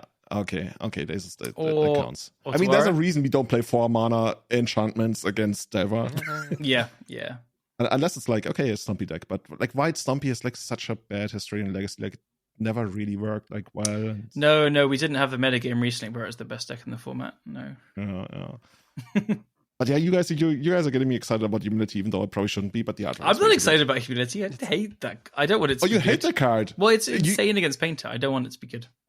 I mean, Dude, like I'm excited, and this is just absolutely the nuts versus Thassa's Oracle decks, and I'm literally the If humility's Thassa in play dude. before a Painter's in play, I just cannot win. Painter cannot win. Like straight up. What if you just like overload them with like random creatures we have? Like, Dude, Yeah, they're all all those 1/1s. 1/1s. That's the problem. No. Is there anything? No, some kind of equipment. Like, didn't you play like Lightning? Oh no, Yeah, Lightning Greaves really helps. But you No. can play Fury for free. kind of. Yeah, and you get a 1/1. That's a 1/1. Sweet. Yeah. Yeah, but it sticks around, so it's like 0 mana. All the You creatures stick pitched around. a card to get a 1/1. Again, what? Hear me out. Fable makes 2 creatures. Okay. In the long run, Okay. we can get that. 3 mana, Just on 3 creatures. mana, 3 2 mana, 1/1s. 2 That's 1/1s. barely. This is Splintering Souls. That's but barely limited bad. playable. Okay, this humidity literally like knocks us out like completely. I think we'd have to play Werto. More reason to play Thorn of Amethyst in the sideboard then. Yeah, true. Okay, I guess we spend enough time like hyping up humility. Yeah. Enough people are gonna buy humility. So I don't think it's very good. Like every time I've seen someone play humility, they just die to the 1/1s, and it's so embarrassing. They stop playing legacy. Don't be that player. I mean, that's why you follow up with both after. But Yeah, people are just gonna have like 4 Caltrops. Pendelhaven or something in the sideboard. Oh, Caltrops is amazing. Caltrops is sweet. Yeah. Okay. What about Aether Flash? That's Okay. Yeah. Okay. Never mind. Guys, should we call it a day here? Yeah, I have a couple of things I want to shout out quickly as well. ahead. One is you wrote a great note. Shout outs to the legacy events in Ipswich. This is Martin. He reached out to me recently. Like it's another grassroots thing he's setting up. Let me just pull up the information. It is Ipswich Legacy. It's going to be Sunday the 23rd of April, 10 p.m. start. It's proxy friendly. It's £15 entry, like our London events, and it's non-profit, so all of it will be going back into store credit for the store they play in. Yeah, it's fully community supported. So shout out to Mark in Lancaster for taking the initiative to setting it up. It's awesome. Heck yeah. So go and check it out. If anyone is in the UK and listening and wants to just keep up to date with all the events that are popping up, because so many are, I think this is like after London, we have like 3 or 4 different areas are doing these community run non-profit proxies allowed events. Go to facebook.com/groups/legacy players UK. Even if you're not in the UK, like you can join and see what people are doing. But we recently got everyone together. It was like split across loads of groups until in January this year, and we got everyone together. So it's just like all the events in the UK for Legacy is happening there. Dude, UK Legacy is growing like insanely much. I never It really is. knew much about UK Legacy, except for like there was this place called Dark Sphere, and that was pretty much it. Yeah, And pretty now much. it's like there's so many tournaments. Yeah, it's a classic example of if you build it, they'll come. So the whole reason why LLM started like 7 years ago now was we had Dark Sphere every Tuesday, I think it was. And that was it. We'd get 20 people on average. In the summer, it'd be like up to 30. In the winter, it'd be like 10. And I asked them to run modern events. And the prizes were always like absolutely taking the piss, or they said no, or whatever. And I was like, fine, whatever. We're going to do it ourselves. So we started the LLMs. And within 3 events of them selling out and being successful, we had we had 3 of the stores message me saying, actually, you can come here. And I said, no, we're actually quite happy on our own now. And then now we're seeing all these other ones pop up and players are coming. It takes time.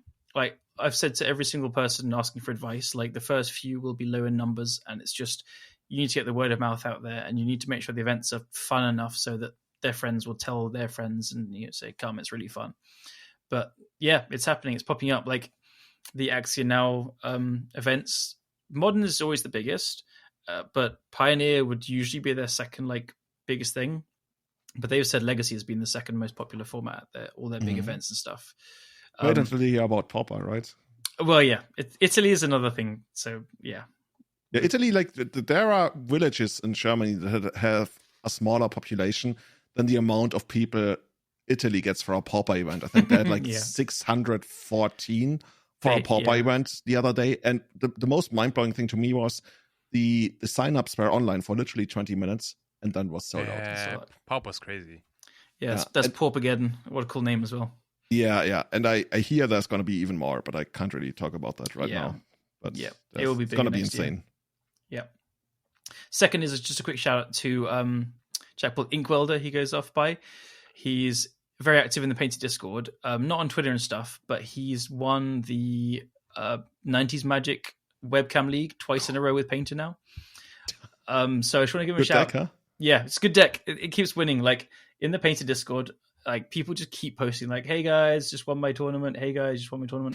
So I just want to Shout out his Seriously, channel. I looked into that when I posted about my tournament, and I was reading up on like the other tournament reports. It's literally just a big pile of, hey, I won this event, I won that event. Like nobody go. Okay, I mean, I guess it makes sense. Like rarely people go in there and they're like, oh, I went like 1-7. Like honestly, I kind of miss those tournament reports from the source where people literally would just like report any tournament they played in. Yeah, there is every now and then different ones, but I just found his YouTube is just Inkwelder, like Inkwell Leviathan. It's based off. But Inkwelder, go and check it out. He's been recording some of the finals and stuff and commentating on it. So go there and watch some high quality Painter gameplay. Heck yeah. And also now you mentioned the source, Eddie Viscosity. He plays Shortcake. He came 15th. He came top 16 anyway in the Showcase Challenge. So he wrote a really cool report, which is on the source as well.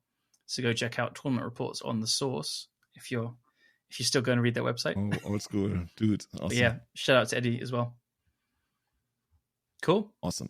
So yeah, I think that's going to be it from us today. If you want to follow us, you can find us on @EternalMTG on Twitter and Instagram. And if you want to support the running of the show, you can join us on discord.com now, patreon.com/everydayeternal. You can become a member of the Discord, keep the lights on for everybody here.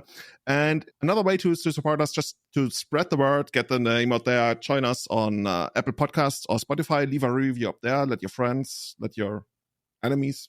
No, do you guys have enemies? Let them suddenly know about Everyday Channel. And yeah, just like all of our Patreons, especially our Eternal Witness tier Patreons, Salvatore Orico, Tommy Hinks, Testacular, Sebastian Holaga, Guillaume, Sean Dewey, Francis Cowper, Cassandra Davis, Benedict Gruber. By the way, Benedict just won the, I don't even know what they call it, regional GPQ. RCQ. He's going to Athens, basically. Yeah, Exactly. That's how you do it. And Severin Schwarzhuber. And Grizzlebrand here, Victor Bernatz, Budgie Butt, Scott Monroe, Jeremy Gates, Henry Corkutz, Tom Happ, Andrew Whitman, Kane, Ian Seifeld, Fritz Sternert. Thank you so much for your support, and see you again next time once we have found out that everybody has become a humility millionaire now. No, is that how it works? Please stop. That's the end. Stop it. Okay, everybody, see you. Bye-bye. Ciao. Bye.